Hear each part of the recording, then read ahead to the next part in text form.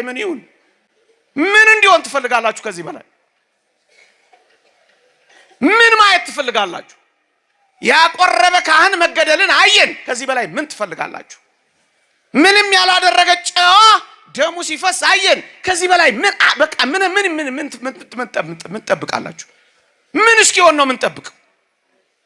መቼ ነው የምንመለሰው? መቼ ነው የምናለቅሰው? እናንተ የምታስተዳድሩት ህዝብን የዘነጋችሁ ጨነቃችሁ እንዳትረሱ ትሞታላችሁ።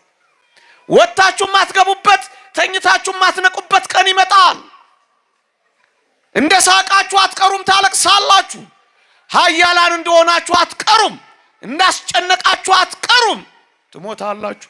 ኃያላን ሆይ በኃያሉ ሞት ፊት ትርዳላችሁ።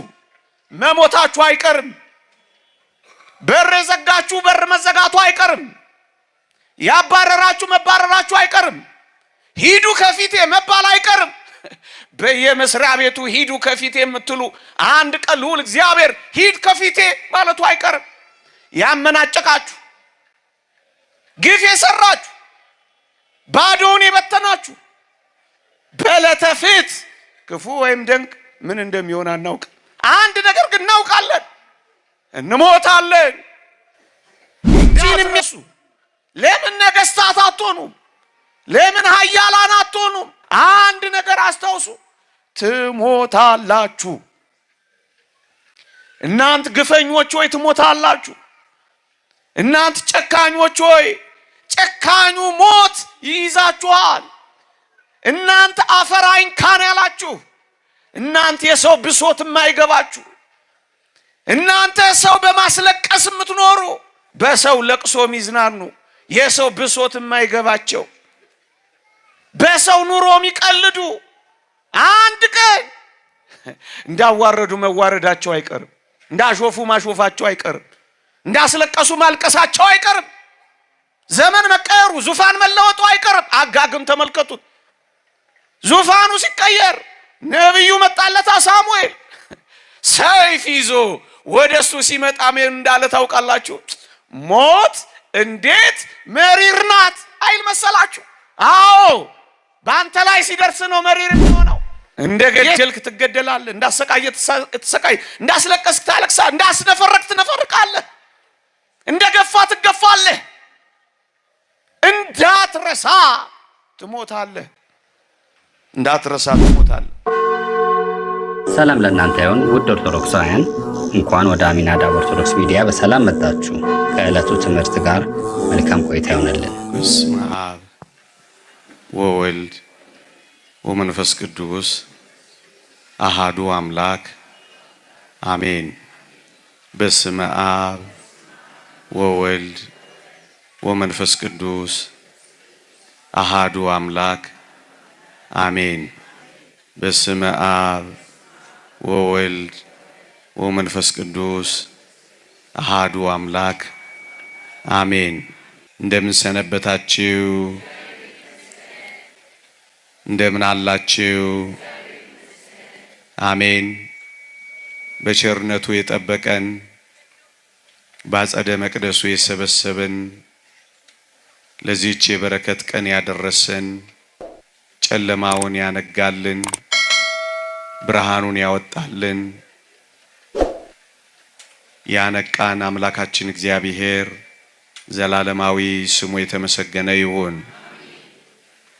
ለቀደምት አበው ለነቢያት፣ ለቅዱሳን ሐዋርያት፣ ለሐዋርያውያን አበው፣ ለሊቃውንት የገለጸውን ጥበብና ምስጢር ለሁላችንም ይግለጽልን። በአንድ ርዕሰ ጉዳይ ላይ ባቆያችሁ ብዬ ተመኘው። ርዕሴ ትሞታለህ የሚል ነው። ትሞታለህ የሚል ነው። ግን አንድ ነገር እንዳንረሳ፣ እንሞታለን። ብዙዎቻችን ለምን ክፉዎች እንደምንሆን ታውቃላችሁ? ለምን ጨካኞች እንደምንሆን ታውቃላችሁ? ለምን ቁጡና ተናዳጆች፣ ለምን መራሮች እንደምንሆን ታውቃላችሁ? አዎ እንደምንሞት እንረሳዋለን። የተወደዳችሁ ኦርቶዶክሳውያን ሞቱን የሚያስብ ሰው ይራራል። ሞቱን የሚያስብ ሰው አይጨክንም። ሞቱን የሚያስብ ሰው ክፉ አይሆንም። እንደሚሞት የሚያስብ ሰው አይስገበገብም። እሞታለሁ የሚል ሰው ጨካኝ አይሆንም። በእግዚአብሔር ፊት ፍርድ አለብኝ የሚል ሰው ፍርድ አያጣምምም። ደሃ አይበድልም፣ ፍርድ አያጓድልም፣ ጨካኝ አይሆንም።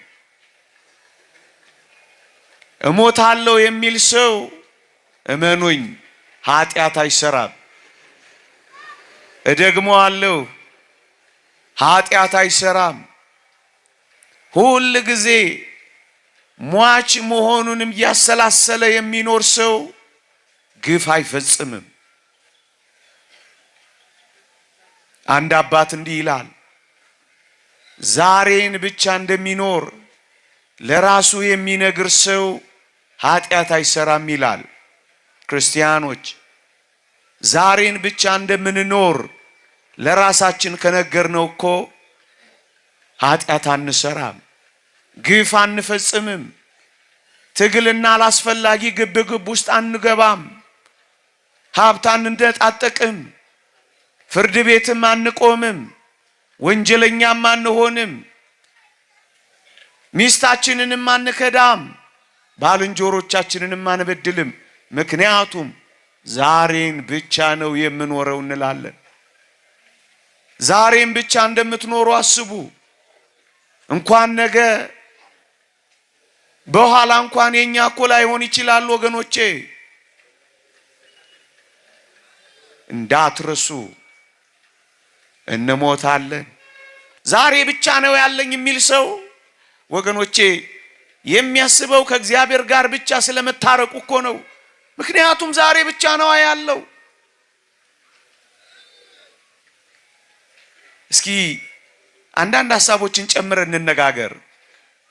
ክርስቲያኖች እጅግም ባለጠጋ እጅግም ደሃ ልንሆን እንችላለን፣ ግን እንዳትረሱ እንሞታለን። አዎ እጅግም ባለስልጣን እጅግም ተራ ሰው ልንሆን እንችላለን፣ ግን እንዳትረሱ እንሞታለን።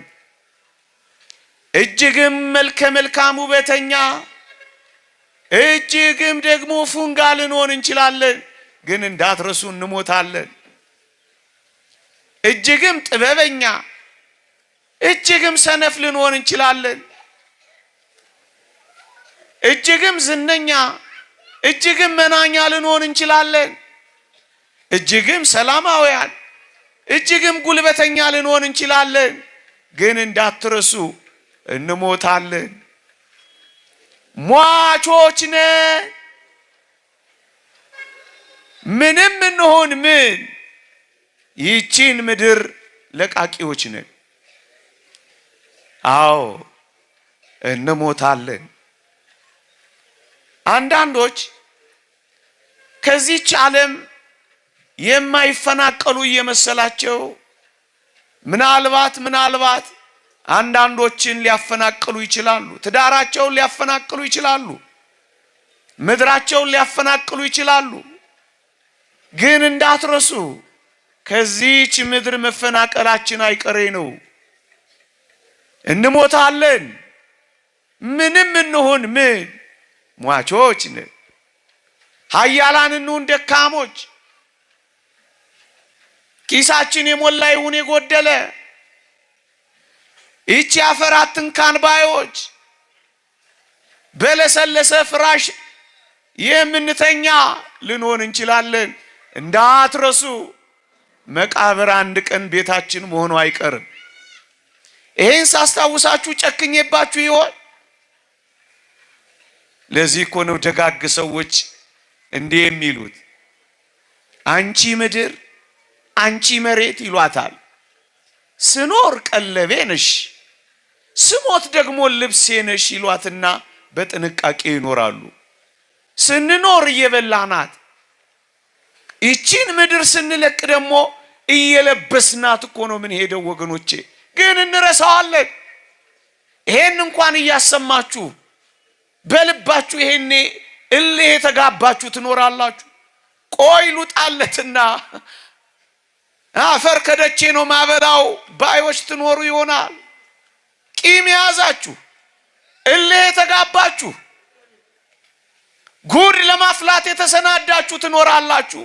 እንዳትረሱ ለመንጠቅ አንዳንዶችን ለማዋረድ ያቆበቆባችሁ ትኖራላችሁ። እመኑኝ ትሞቱና ትዋረዳላችሁ። በልዑል እግዚአብሔር ፊት ሁላችንም እንቆማለን፣ ፍርድ አለብን። ምክንያቱም አንድ ቀን እንሞታለን። ይሄን ሊያስረዳልኝ የሚችል አንድ ጥሩ የታሪክ ምሳሌ ላምጣ። ታላቁ ፈላስፋ ዲዮጋን ንጉሥ እስክንድርን ማስተማር ፈለገና ምን አደረገ መሰላችሁ? አንድ ቀን የአባቱ የንጉሥ ፊልጶስ መቃብር ነበረ።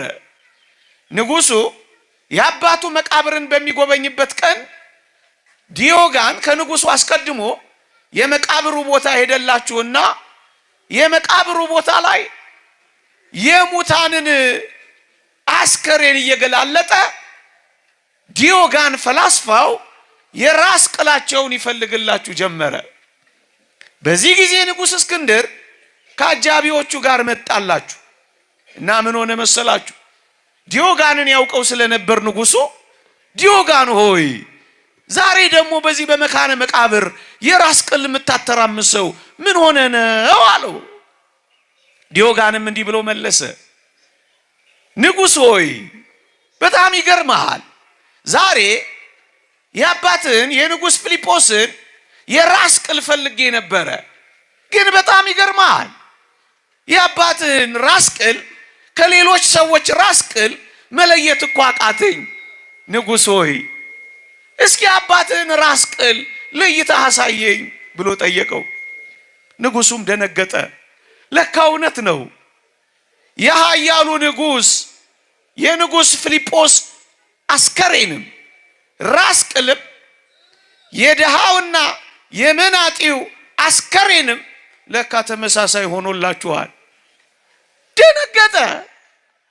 ለካ በመቃብር ንጉሡም ወታደሩም ኃያሉ ደካማውም ባለጸጋውም ድሃውም ለካ የራስ ቅሉ አንድ አይነት ነው የሚሆነው። ለካ የቆመው አፈር ነው የተለያየው። ለካ የአፈር ጥቂት ሰነባብቶ ሲቀመጥ ለካ አፈሩ እኩል ነው የሚሆነው።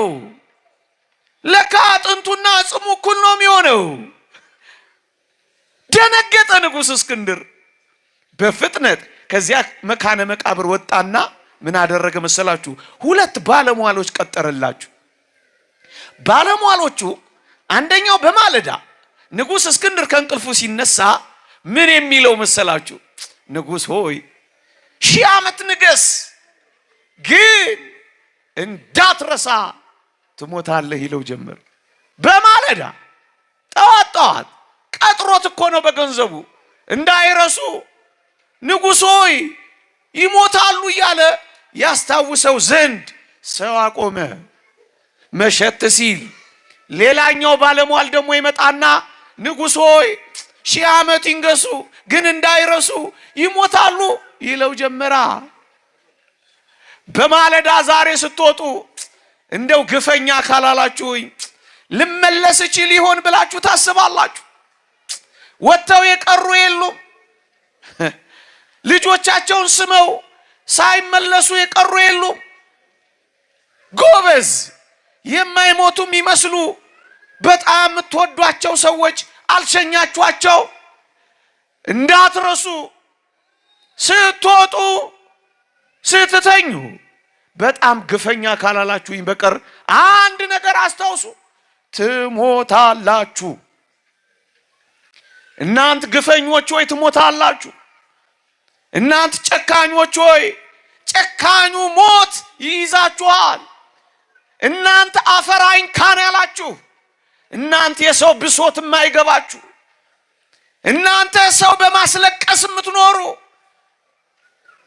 እናንተ በሚስቶቻችሁ ላይ የምትቀማጠሉ፣ እናንተ ልጆቻችሁን የረሳችሁ፣ እናንተ የምታስተዳድሩት ህዝብን የዘነጋችሁ ጉቦ እየተቀበላችሁ ያስጨነቃችሁ እንዳትረሱ ትሞታላችሁ።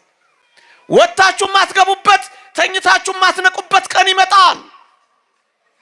እንደ ሳቃችሁ አትቀሩም፣ ታለቅሳላችሁ። ኃያላን እንደሆናችሁ አትቀሩም፣ እንዳስጨነቃችሁ አትቀሩም፣ ትሞታላችሁ። ይሄን ስለረሳን ነው እኮ ምድርን የኛ ያረግናት። በተውሶ መተን የተቀራመትናት እንዳትረሱ። ለምን ነገስታት አትሆኑም? ለምን ኃያላን አትሆኑም? ለምን ሲያዩዋችሁ የምታሳሱ ቆንጆዎች አትሆኑም? ለምን በሜካፕ አትዋሃዱም? እጅግ የሚያምረው ሽቷችሁ፣ እጅግ የሚያስደንቅ መዓዛችሁ ጭክን ካላልኩ በቀር መሽተቱ አይቀርም። ትሞታላችሁ። ትሞታለህ አለዋ ንጉሱን። ትሞታለህ። ንጉስ አጋግ የሚባል በዚህ በመጽሐፍ ቅዱስ አለ።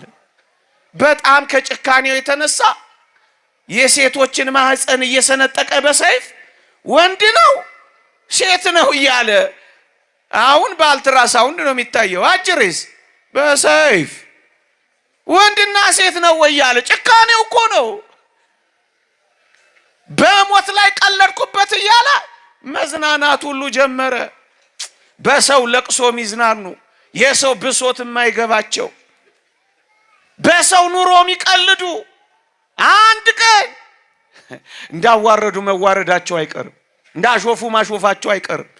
እንዳስለቀሱ ማልቀሳቸው አይቀርም። ዘመን መቀየሩ፣ ዙፋን መለወጡ አይቀርም። አጋግም ተመልከቱት። ዙፋኑ ሲቀየር ነብዩ መጣለታ ሳሙኤል ሰይፍ ይዞ ወደሱ ሲመጣ ምን እንዳለ ታውቃላችሁ?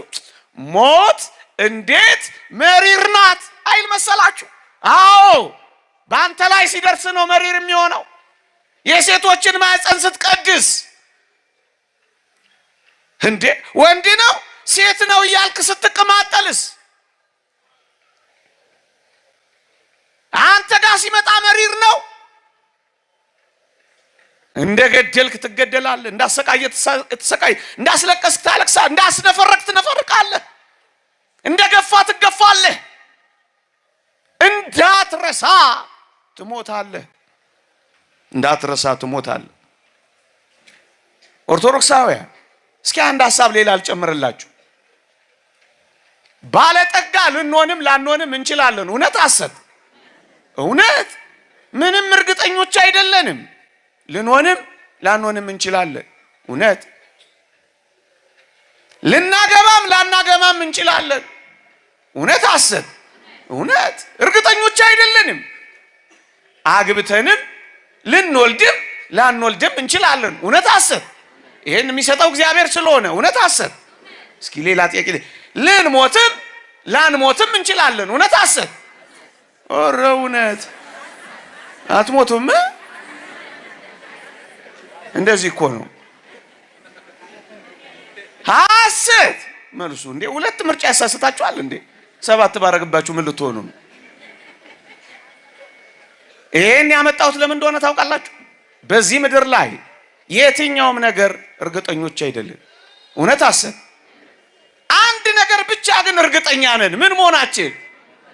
ከዚህ ዓለም መለየታችን እርግጥ ነው። እውነት ሐሰት? መቼ እንደሆነ አይታወቅም፣ ግን መሞታችን ብቻ እርግጠኛ ነው በዚህ ምድር ላይ። ሌላ ሁሉ እርግጠኛ አይደለም። ታዲያ መልእክቴ ምንድነው? እመኑኝ በጣም ብዙ መከራ እየበላን ያለ ነው። ማዲያት ያወጣ ነው። ከሰው የተጣላ ነው። ግፍ የሰራ ነው። ክፉ ያደረግነው በሙሉ እርግጠኛ ላልሆነው ዓለም ነው። እርግጠኛ የሆነውስ ሞት ረስተነዋል። አንዘጋጅበትም፣ ትተነዋል። ጭራሽ አናስበውም። እርግጠኛው ነገር ግን መሞታችን ብቻ ነው። እውነት ሐሰት? አሁን ምን እናስብ? የዚህ ዓለም ግዴላችሁም ክርስቲያኖች በጣም የሚጠቅም ሐሳብ ነው። አይክፋችሁ። ይሄን በመንገሬ አትቀየሙኝ። የዚህ ዓለም ዋና ኑሯችን ከዚህ ዓለም ስለ መለየታችን መሆን አለበት። ዝግጅታችን ምን ይሁን? አንድ ቀን እሞታለሁ፣ ስለዚህ በእግዚአብሔር ፊት ቆማለሁ፣ ስለዚህ ፍርድ አለብኝ፣ ስለዚህ ለሚመጣው ዓለም ለመዘጋጀት ኑሩ። እዚህ ዓለም ላይ የምንኖረው ለሚመጣው ዓለም ለመዘጋጀት ብቻ ነው። ሌላውስ እግረ መንገድ ነው። ሌላውስ በዚህ ውስጥ የሚኖር ፓኬጅ ነው። መብላት፣ መጠጣት፣ ማጌጥ፣ ማማር እግረ መንገድ ነው። ዋናውስ ጉዳይስ በዚህ ዓለም ኖረን በዘላለም መንግስት መክበር ነው። ስለዚህ አሁን በዚህ ዓለም ስንኖር ለሚመጣው ዓለም እየተዘጋጀን እንኑር። ጭምቶች ሆናችሁ ንጹሃን ሆናችሁ ግፍ ሳትሰሩ ሰው ሳትበድሉ ልጆቻችሁን በመልካም እያስተዳደራችሁ ሕዝብን በእውነትና በንጽህና ያገለገላችሁ ጨዋዎች ሆናችሁ ለሚመጣው ዓለም እየተዘጋጃችሁ ኑሩ። ምክንያቱም እርግጠኛው ነገር መሞታችን ስለሆነ። አንድ ሊቅ እንዲህ ይላል፣ በዕለተ ፍትሕ በፍርድ ቀን የሚገጥመን መልካም ይሁን ክፉ አሁን አይታወቅም ይላል። በእርግጠኝነት የታወቀው ነገር ቢኖር መሞታችን ነው ይላል። በሞቴ ማንም ሰው በምድር ላይ ሞትን እንኳን ያስቀረው ያዘገየው የለም። እደግመዋለሁ፣ እንኳን ያስቀረው ያዘገየው የለም። አታስቀሩትም፣ አታዘገዩትም። ማንም አይችልም። እናንተ ፈላስፎች፣ እናንተ ሳይንቲስቶች በጣም እንድናደንቃችሁ ከፈለጋችሁ እስኪ ሞትን አስቀሩና አሳዩን በሏቸው። እንወዳችኋለን። በጣም ጥሩ ጠቃሚ ነገር ሰርታችሁልናል። ይሄው አሁን የምጮህበትን እንኳን ፈጥራችሁልናል። እናከብራችኋለን። ምርምራችሁንም እናደንቃለን። ግን ደግሞ በሞት ምክንያት ከናንተ በላይ እግዚአብሔርን እናከብራለን፣ ልዑልንም እናመልካለን፣ ለሱም እንገዛለን። እስኪ ይህንን አሸንፉና አሳዩን። ከመቃብር አስነሱና ሞትን ድል ንሱና እንደ ተበላሸ መኪና በምንጨቃ የሚነሳ አይደለማ ሰው። የሕያው እግዚአብሔር እስትንፋስ ያለው ነዋ። ይሄ እንኳን አስተምራቸው። ኃያላን ሆይ በኃያሉ ሞት ፊት ትርዳላችሁ። መሞታችሁ አይቀርም። በር የዘጋችሁ በር መዘጋቱ አይቀርም። ያባረራችሁ መባረራችሁ አይቀርም። ሂዱ ከፊቴ መባል አይቀርም። በየመስሪያ ቤቱ ሂዱ ከፊቴ የምትሉ አንድ ቀን ልዑል እግዚአብሔር ሂድ ከፊቴ ማለቱ አይቀርም። ያመናጨቃችሁ፣ ግፍ የሰራችሁ፣ ባዶውን የበተናችሁ በዕለተ ፍትሕ ክፉ ወይም ደግ ምን እንደሚሆን አናውቅ። አንድ ነገር ግን እናውቃለን፣ እንሞታለን። ይቺን የሚያስብ ክርስቲያን ኃጢአት ስለማይሰራ ነው ርዕሰ ጉዳይ ያደረኩት። እሞታለሁ፣ በእግዚአብሔር ፊት እቆማለሁ፣ ፍርድ አለብኝ ይላል። እስኪ አንድ ጥያቄ ልጠይቃችሁ። መኖር ማለት ምን ማለት ነው? አንድ ትርጉም ተርጉመን እንለፍ። መኖር ማለት ምን ይመስላችኋል? መብላት፣ መጠጣት፣ መዳር፣ መኳል፣ ማማር፣ መውለድ። መኖር ማለት ምን ማለት ነው? ምዕመናን መኖር ምንድን ነው? ይሄ ነው መኖር? እስኪ አንድ ጥያቄ ልጠይቃችሁ።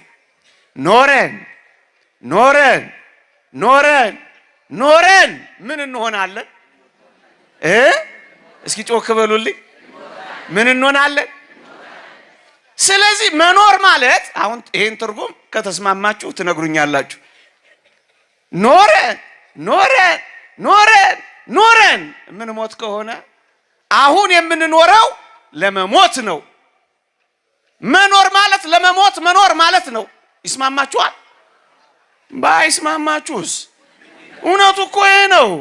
እናንተን ዲፕሎማት ሆኜ ላናግር ብዬ ነው እንጂ እውነቱ ይሄ ነው። አሁን የምንኖረው መጨረሻው ምን ለመሆን ነው? በቃ ማግባትስ በዚህ ውስጥ ያለ ፓኬጅ ነው። በዚህ ውስጥ ነው ያለው መውለድ፣ በዚህ ውስጥ ነው።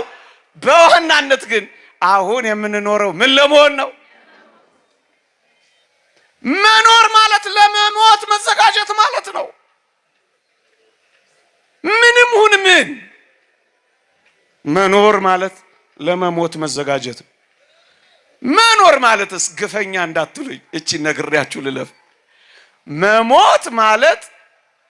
መኖር ማለት ለመሞት መኖር ከሆነ መሞት ማለትስ ምንድነው ካላችሁ ወይ መሞት ማለት ደግሞ ለመኖር መሞት ማለት ነው። ሰምታችሁኛል?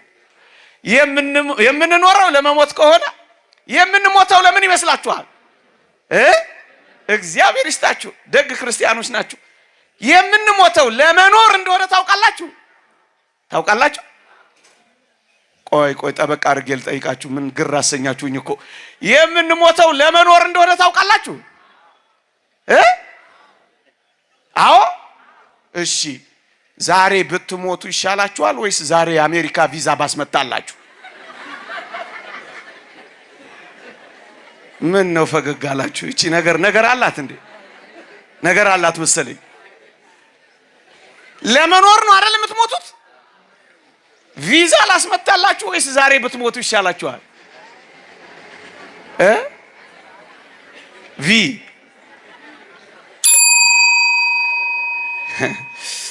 ዮሐንስ አፈወርቅ በዚህ ጉባኤ ተገኝቶ ቢሆን እያንዳንዳችንን ያባረረን ነበር።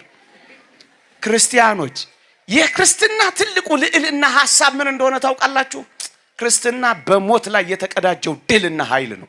ሞትን መናቁ፣ መቃብርን ማሸነፉ በሞት ላይ የሚያሳየው ንቀት ነው። እኛ ግን ፈሪዎች ነን። በጣም ቦቅቧቆ ገና አልገባንም። የምንሞተው ለመኖር እንደሆነ አልገባንም። የእናታችን ማህፀን ለዚህ ዓለም፣ የመቃብር ማህፀንነት ግን ለዘላለም ዓለም እንደሚወልደን ገና አላወቅንም። ነጭ የለበስነው ዝም ብለን ነው። የምንሞተው ለመኖር ነው እንዳትረሱ። ስንሞት አዲሱ የዘላለም ሕይወት ይጀምራል። እሪ አትበሉ፣ ልባችሁን አትበጥሱ፣ አንጀታችሁንም አታቃጥሉ። ከቻላችሁ እልል እያላችሁ እየዘመራችሁ ሸኙ። እንደ ክርስቲያን ወግ እስኪ እንኑር። የምንሞተው ለመኖር ነው። የምንኖረው ግን ለምንድን ነው? ለመሞት። እንዳትረሱ። እሱን የሚያጠናክርልኝ ነገር ነው እየካብኩ የሄድኩት። ሴትየዋ አሉ መድኃኔዓለምን መንገድ ላይ ያገኙት አሉ። 60 ዓመታቸው ነው መድኃኔዓለምን መንገድ ላይ ሲያገኙት። ከዚያስ ጌታ ሆይ መድኃኔዓለምን አግኝቼማ አንዳች ነገር ሳልጠይቀው እንዴት እለቀዋለሁ አሉና እባክህን እድሜ ጨምርልኝ አሉት አሉ። መድኃኔዓለምን ብታገኙት ምን ትጠይቁት ይሆን? እንጃ። እድሜ ስጠኝ አይሉት መሰላችሁ? ስንት ልስጥሽ አላቸው። ቸር አይደል እሱ? ጌታዬ 20 ጨምርልኝ አሉት። ስንት ነበሩ እሳቸው? 20 ሲጨመር ወዲያው ሲሰጣቸው ወይ እንደዚህ ቸር ነው እንዴ ለካ። ምን አይነት ሴት ነኝ እኔ ቁጥር ማላቅ እንደ ተስፋዬ ካሳ። ብቻ ጠይቃለሁ መድኃኔዓለምን አግኝቼ አሉና ቅር አላቸው። ሲያጉተመትሙ መቼም እሱ የልብ አውቃ ነው። ሲያጉተመትሙ አያቸውና ምን ነው አላቸው። ጌታዬ እባክህ እንደው በጠየቅኩ ቁጥር ላይ እንደው ቅድም የጠየቅኩህን ስንት 20 እሳቸው ደግሞ ያለ 20 ያውቁም ጨምርልኝ አሉት። ቸር አይደለ? ጨመረላቸው። ስንት ሆኑ? 100። ወዲያው ሲሰጣቸው አሁን ፍንድቅ አሉና ደስ ብሏቸው ጥያቄ ያቆሙ መሰላቸው። ምን እንዳሉ ታውቃላችሁ? አሁንም ተቁነጠነጡ። እንደገና ምን ነው አላቸው። ጌታዬ እንደው ምን ነው በነካጅህ እኔን ብትረሳኝ አይሉት መሰላቸው። ማዲያት እያወጣህ መረሳት፣ ቤት አልባውን መረሳት እኮ ቤት እንዳለ አታውቅም አንተ። አሁን የሚጨንቅ እዚህ ቤት ስላጣ ነው። የሰማይ ቤታችሁን በልባችሁ ታስባላችሁ። ቤት አለኝ ትላላችሁ፣ አገር አለኝ ትላላችሁ በሰማይ። ለዚህ እኮ ነው ያኮረፋችሁት። ለዚህ እኮ ነው የምትጨነቁት በጣም። ከዚህ ዓለም ስለመለየታችሁ ስታስቡ ጥብብ ጭንቅ የሚላችሁ እኮ ይሄን ዓለም ገና መልቀቅ አልጀመርም። ገና ነን። እንደ ክርስቲያን እንኑር። በጣም አትጣበቁባት። የምር አትኑሩባት። እስኪ ልጠይቃችሁ። የእግዚአብሔር ቃል እንዲህ ይላል፣ እኔ በምድር ላይ ስደተኛ ነኝ ይላል መዝሙር 118 ላይ። እኔ በምድር ላይ ምንድን ነኝ? እኔ በምድር ላይ ምንድን ነኝ? ታምናላችሁ? ከሰማይ ቤት ተፈናቅለን እኮ ነው የመጣነው። ተፈናቃዮች እኮ ነን። እዚህ መፈናቀል በዛ እንጂ ስደተኞች ነን። ክርስቲያኖች ስደተኞች ነን። ቆይ እዚህ ምድር ላይ አሁን ነዋሪዎች ነን ወይስ ስደተኛ ነን? ታምናላችሁ? ይሄ እኮ ነዋሪዎች እያለ እኮ ያሳሳተን የቀበሌው መታወቂያ መሰለኝ። እንዳታነቡት በሞት የነዋሪዎች የመኖሪያ የመቆያ ብዬ ነው እኔ ማነበው። እናንተን አላውቅም። የመቆያዬ ነው። እውነት ሐሰት? በጣም ከተጣበቃችሁባት ታማችኋለች። ገንዘብን፣ ተድላን፣ ደስታን በጣም ከወደዳችሁ ትሰበራላችሁ። በዚህ ዓለም ላላ አርጋችሁ ይዋት። በጣም አትጣበቁባት። እንደሄዱት እንሄዳለን፣ እንዳጡት እናጣለን። ምርር አታርጓት። ይልቅ ስለመሄዳችን በዘላለም ስለመኖራችን ማሰብ አለብን። የተወደዳችሁ ኦርቶዶክሳውያን፣ ታዲያ ሟች ከሆንኩ በቃ ሁሉን ነገር ልቶ ስራ ሊሄድ መጥቼ ነበር ወደ ቤቴ ልመለስ ትሉኝ ይሆን? ላገባ ነበረ በቃ እዚሁ ቤተ መቅደስ ልኑር እናንተ ጋር። ልጅ ወልጄ ነበር እንዴት ላብቃ? ካርታ ተመርቶልኝ ነበር ቤት መስራት ልተው። አንድ ዕቃ አስጭኜ ነበረ በቃ እዛው ጅቡቲ ይቅር ትሉ ይሆን? አባቶቻችን ግሩም መፍትሄ አላቸው። እሱን ላንብብላችሁ። ምን ይላሉ? እንደምትሞት ሆነ ኑር። እስኪ በሉልኝ። ኧረ አልተሰማኝም። ይሄ ሁሉ ህዝቦ ነው። እንደምትሞት ሆነ ኑር፣ እንደምትኖር ሆነ ስራ። እስኪ እቺን በሉልኝ። ኦርቶዶክሳውያን ሁል ጊዜ እንደምትሞቱ ሆናችሁ ኑሩ። እየሰማችሁኝ ነው? ሟች ነኝ ብላችሁ ኑሩ። ግንስ እኖራለሁ ብላችሁ ደግሞ ምን በሉ? አግቡ፣ ስሩ፣ ልፉ፣ ጠንክሩ። እንደምትሞቱ ሆናችሁ ኑሩ፣ እንደምትኖሩ ሆናችሁ ምን በሉ? እቺን በመሃል የሰነቀርኳት እንዳትሩ። በመሃል እንኳን የወጣ ሰው አበሳጭቼ እንዳላስኬድ ብዬ ነው። ግን እኛ ምንድነን? ስደተኞች ነን አይደለንም? ስደተኛ ወደ አንድ ቦታ የተሰደደ ሰው በጣም የሚያስበው ምን ይመስላችኋል? ስደተኛ ሰው እኮ ሁሉ የሚያስበው ወደ ሀገሩ ስለመመለስ ነው። እውነት አሰብ? እውነት አሰብ? ወደ ሀገራችሁ ስለመመለሳችሁ ታስባላችሁ? በቃ አሁን ማሰብ መጀመር አለብን። እንመለሳለን። የዘንባባ ዝንጣፊ ይዘን በልዑል እግዚአብሔር ፊት እንዘምራለን። አሁን በተስፋ ነን፣ ኋላ ግን ፊት ለፊት እናያለን። በቃ እንመለሳለን። ስደተኛ ነን። አሁን ይሄ ምድር ምንድነው ካላችሁኝ፣ ጥሪት የምናጠራቅምበት ነው። ወደ መካከለኛው ምስራቅ፣ ወደ አረቡ ዓለም ወይም ወደ ሰሜን አሜሪካ የሚሄዱ ጥሪት አጠራቅመው ወደ ሀገራቸው ተመልሰው ህንፃ እንደሚገነቡ፣ ቤት እንደሚያስተዳድሩ ጎበዝ። ጥሪትን አጠራቅም፣ እዚህ አታባክ ነው። ጥሪት ምንድነው? ስነ ምግባር ነው። ጥሪት ምንድነው? ጨዋነትህ ነው። ጥሪት ምንድነው? መንፈሳዊነትህ ነው። ጥሪት ምንድነው? ንስሐ ነው። ጥሪት ምንድነው? ቁርባንህ ነው። ጥሪት ምንድነው? ምጽዋትህ ነው። ጥሪት ምንድነው? አስራት በኩራትህ ነው። አጠራቅም። ይልቅ መረን አትውጣ። ጫት ቤት አይደለም ያንተ ቤት። ቢራ ጠርሙስ ማነቅ አይደለም ያንተ ህይወት። ውጣ። ጭፈራ ቤቱን እስከ ዛሬ ሞላ ነው። አይበቃም። አሸሼ ገዳሚ ያለን አይበቃም።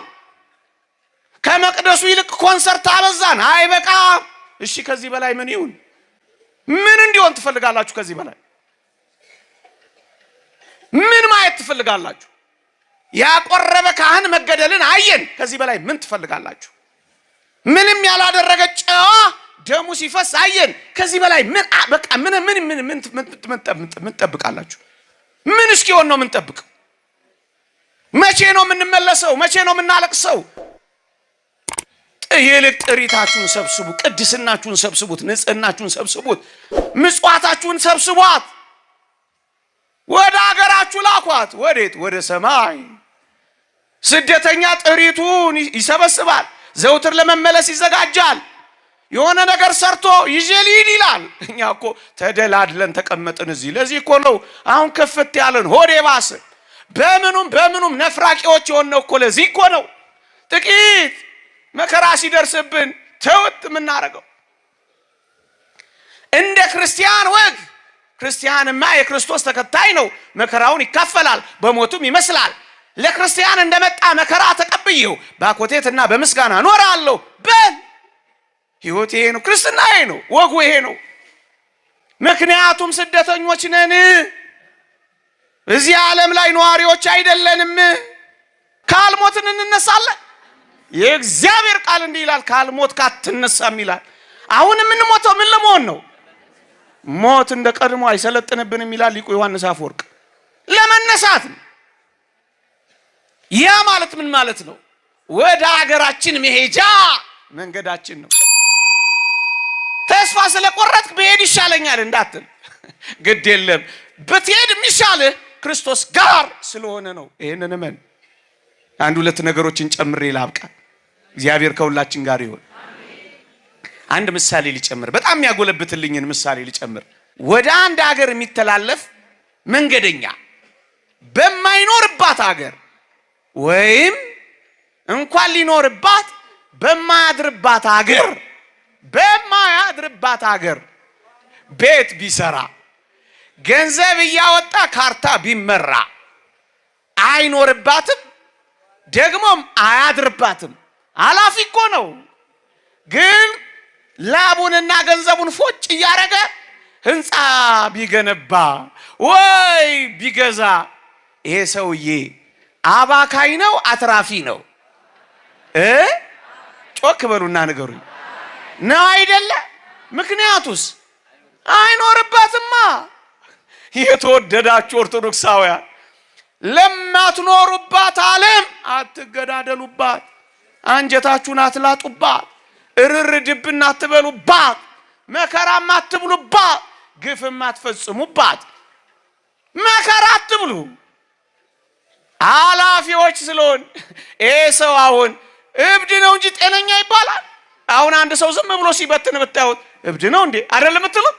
ነው አይደለም? በጣም አትጣበቁባት። የዛሬ መልእክቴ፣ ትጎዳላችሁ፣ ትሰበራላችሁ፣ ትታመማላችሁ፣ ጤና ታጣላችሁ። አትጣበቁባት፣ በሱሱ ኑሩባት። ይልቅ ለዋናው ለምን ሄድባት አገር ተዘጋጁባት።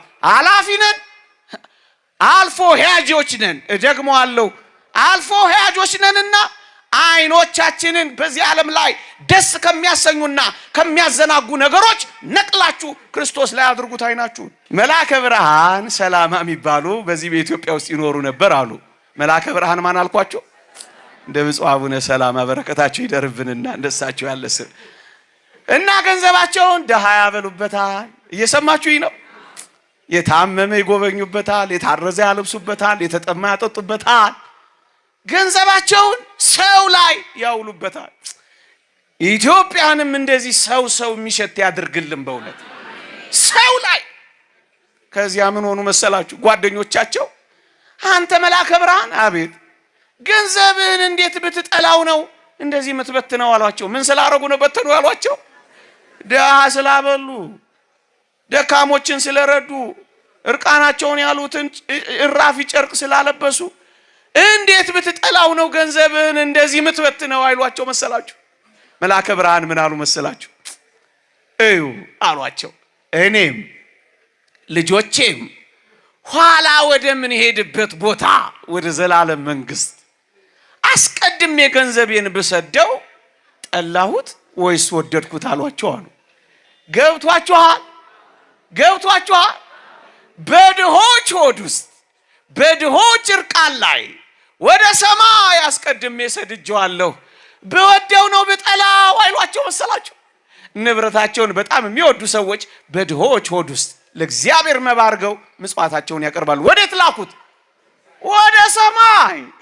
ከአክሲዮን በላይ አክሲዮን። እየሰማችሁኝ ነው?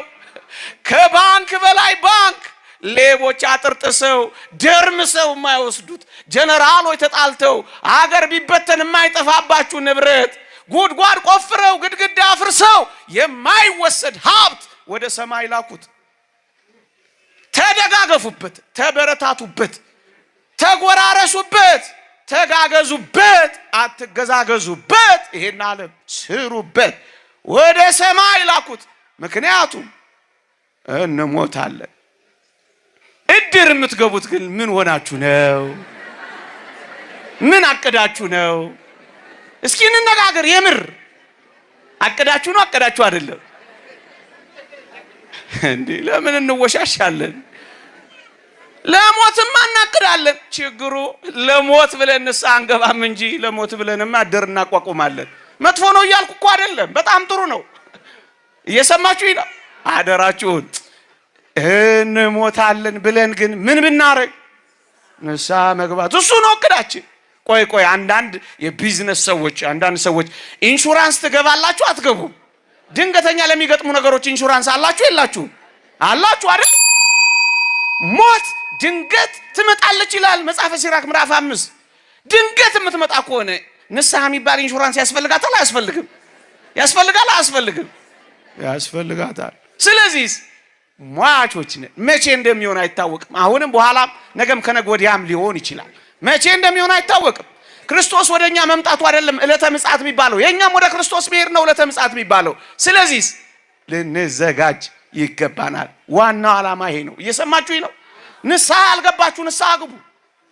ዘመኑ አጭር ነው። ጻድቁም ወደፊት ይጽደቅ፣ ርኩሱም ወደፊት ይርከስ። ዘመኑ አጭር ነው ይላል። ምን እንደሚመጣ እንደዚሁ ፀሐይ ተደብድባችሁ በክርስቶስ ፊት ልትባረሩ ትፈልጋላችሁ? አፋችሁን ቆጨችላ እስኪመስል ጾማችሁ ሂዱ ከኔ መባል ትፈልጋላችሁ? ንስሐ እንግባ፣ ከእግዚአብሔር ጋር እንታረቅ። አንድ እግዚአብሔር ቃል ሁሉንም ማሰሪያ፣ አንድ እግዚአብሔር ቃል አንብቤ ጨርሳለሁ። የሉቃስ ወንጌል ምዕራፍ 12 ቁጥር 19 እንዲህ ይላል። ልብ ብላችሁ ስሙኝ፣ ቤት ስትገቡ አንብቡት። የሉቃስ ወንጌል ምዕራፍ 12 ቁጥር 19 አንድ ሰው እንዲህ አለ፣ ጎተራዬን አፍርሼ ሌላ የሚበልጥ እሰራለሁ፣ በዚያም ፍሬዬንና በረከቴን ሁሉ አከማቻለሁ። ነፍሴንም አንቺ ነፍሴ ለብዙ ዘመን የሚቀር ብዙ በረከት አለሽ፣ እረፊ፣ ብዪ፣ ጠጪ፣ ደስ ይበልሽ እላታለሁ እያለ ይንጎራደድላችኋል። ጎተራው የሞላለት ፍሬው ያማረለት ጎተራው የጠበበው እንደገና አስፍቶ ለመስራት ያቀደው ሰው እዩት። አፍርሼ ሌላ እሰራለሁ። እሰይ ጥሩ ነው። እንኳን አፍርሰ ሰራ መልካም ነው። ደግሞ በጎተራ ይሞላለሁ። እሰይ ደስ ይላል። ውጣ ውረድ፣ ዳር ኳል፣ ውለድ፣ ክበድ፣ በጣም ደስ ይላል። ልፋ ሀብት አደርጅ መልካም ነው። ነፍሴን አንቺ ነፍሴ ለብዙ ዘመን የሚቀር ብዙ በረከት አለሽ፣ እረፊ፣ ብዪ፣ ጠጪ እላታለሁ አለላችሁ። ይሄ ሰው እንዲህ ብሎ እንዳበቃ እግዚአብሔር ግን እንዲህ አለው። እሱን ነው ማንበብ የፈለኩት። እንዲህ አለው፣ አንተ ሰነፍ፣ በዚህች ሌሊት ነፍስን ካንተ ሊወስዷት ይፈልጓታል። ይህስ የሰበሰብከው ለማን ይሆናል አይለው መሰላችሁ? ጎተራን ስለማፍረስ አቅድ፣ ትምህርት ስለመማር አቅድ፣ ሙሽራ ስለመሆን አቅጂ፣ ግን እንዳትረሺ ልትሞቺ ትችያለሽ። አንተ ሰነፍ በዚህች ሌሊት ልትሞት እኮ ትችላለህ አይለው መሰላችሁ? አያሳዝንም? እሱ ስለ ጎተራው ያስባል፣ ስለ መሰብሰቡ፣ ስለ ማከማቸቱ። ግንስ በእግዚአብሔር ቤት በሞት ታጭዶ ሊከማች እንደሚችል ግን ረስቶታል። እግዚአብሔር ምን አስታወሰው? ትቆረጣለህ፣ ትታጨዳለህ፣ ወደ እኔም ትከማቻለህ አይለው መሰላችሁ?